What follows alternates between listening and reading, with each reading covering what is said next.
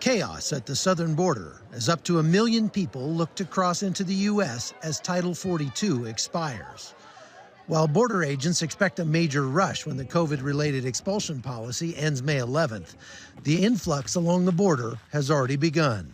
Agents in the Rio Grande Valley say smuggling organizations are bringing up to 10,000 per day to the border, and that's pushing U.S. border towns to their limits.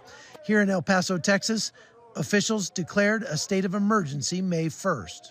We figure that it's anywhere between 10 to 12,000 people that are ready to come on May 11th, May 12th. We do know that there's additional coming right behind them, and we are going to be prepared. I did talk to the federal government the other day. I did talk to the Secretary Mayorkas' office, and I told them that really we have to change. There's no end game to this, and we can't continue as a city and as a country. This is becoming a serious humanitarian crisis here in downtown El Paso and many border communities along the U.S. southern border, as literally hundreds of thousands of migrants keep coming across the border, and they end up like this on the streets here behind me.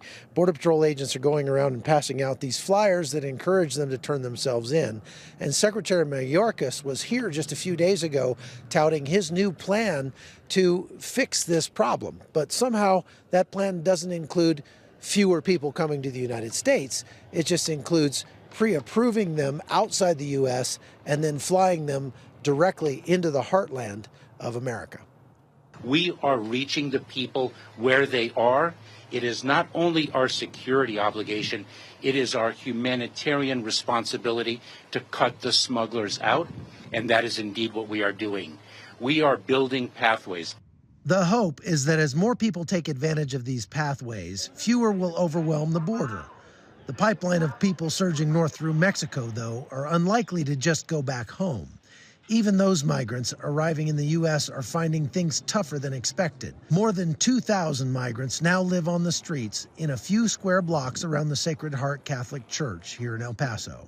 Pero este es el primer vez en los Estados Unidos. Ya había entrado 3 veces. 3 veces. He's been here 3 times already in the United States. Y 3 veces y lo votaron. Mm-hmm. And he was deported already 3 times. With wait times for an asylum hearing already stretching into 2026, and from the numbers waiting in Mexico to cross later this week, things here will likely get much worse. From El Paso, I'm Chuck Holton for CBN News.